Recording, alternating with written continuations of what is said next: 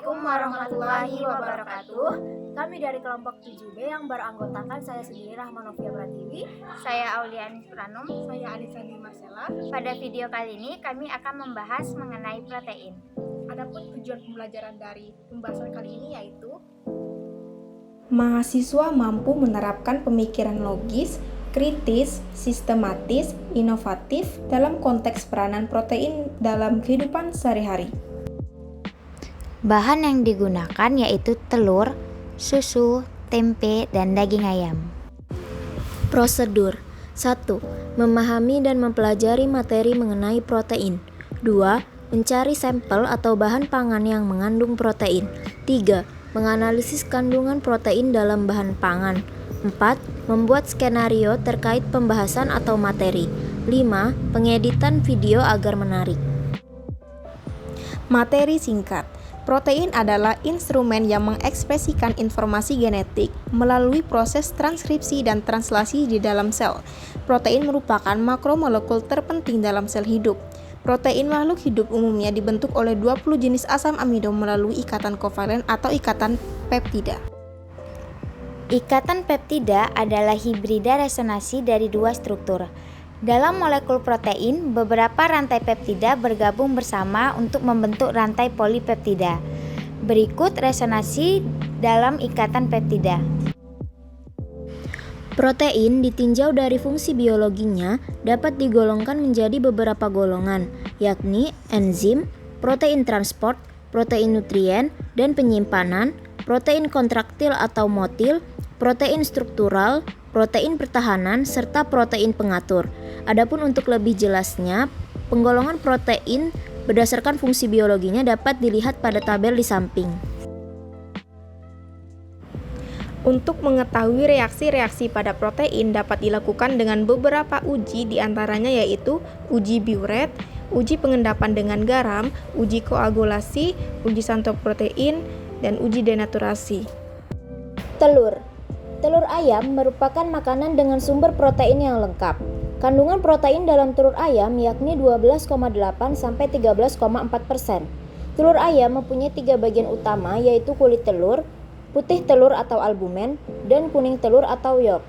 Putih telur ayam mempunyai kandungan protein yang tinggi yakni mencapai 56 sampai 61%. Protein yang terkandung dalam putih telur meliputi ovalbumin, ovotransferin, ovomukoid, ovomukin, lisozim, serta globulin.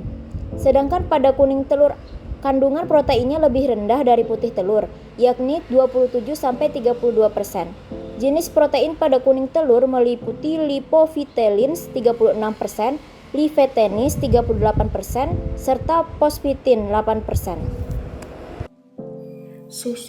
Susu merupakan bahan makanan yang bergizi tinggi karena di dalam susu segar mengandung berbagai zat makanan lengkap dan seimbang, seperti protein, lemak, karbohidrat, mineral, dan vitamin. Kadar protein susu sapi sekitar 3,2%. Protein susu pada umumnya dapat dibagi menjadi dua golongan, yaitu kasein dan protein whey. Kasein merupakan komponen protein yang terbesar dalam susu, sisanya berupa protein whey. Kadar kasein pada protein susu mencapai 80%, sedangkan protein whey sebanyak 20%. Kasein penting dikonsumsi karena mengandung komposisi asam amino yang dibutuhkan tubuh. Tempe adalah makanan fermentasi dengan kualitas gizi tinggi dari bahan dasar kedelai yang melibatkan aktivitas kapang atau jamur. Jamur yang tumbuh pada kedelai menghasilkan enzim-enzim yang mampu merombak senyawa organik kompleks menjadi senyawa yang lebih sederhana, sehingga mudah dicerna dan diserap oleh tubuh. Kapang yang tumbuh pada tempe mampu menghasilkan enzim protease untuk menguraikan protein menjadi peptida dan asam amino bebas. Analisis kadar protein menunjukkan bahwa dalam 100 gram tempe kukus mengandung 16,85%. Tempe mengandung 16 asam amino yaitu arginin, asam glutamat, asam aspartat, serin, histidin, glisin, treonin, alanin, tirosin, metionin, valin, fenilalanin, isoleusin, leusin, lisin, dan triptofan. Daging ayam merupakan salah satu bahan makanan yang bernilai gizi tinggi karena mengandung protein yang sangat baik untuk pertumbuhan manusia.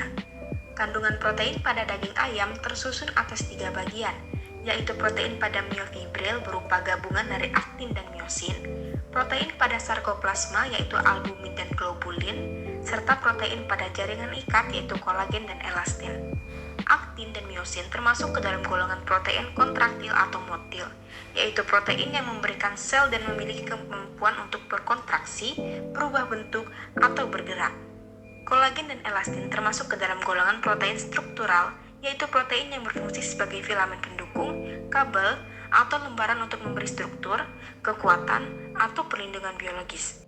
Pada uji Biuret, semua sampel bahan pangan menunjukkan hasil positif, di mana terjadinya perubahan warna larutan menjadi ungu. Uji Biuret bertujuan untuk mengetahui adanya ikatan peptida pada sampel. Warna ungu yang dihasilkan pada uji Biuret dikarenakan terbentuknya senyawa kompleks kation tembaga yang bereaksi dengan nitrogen dari ikatan peptida. Pada uji santu protein, sampel menunjukkan hasil positif di mana terjadinya perubahan warna larutan menjadi kuning. Uji santu protein bertujuan untuk mengetahui apakah sampel mengandung gugus benzena. Asam aminotirosin dan triptofan mengandung cincin benzen aktif yang mudah dinitrasi menjadi berwarna kuning. Kesimpulan 1. Protein merupakan instrumen yang mengekspresikan genetik melalui proses transkripsi dan translasi di dalam sel. 2. Protein jika ditinjau dari fungsi biologinya digolongkan menjadi beberapa golongan yaitu enzim, protein transport, protein nutrien dan penyimpanan, protein kontra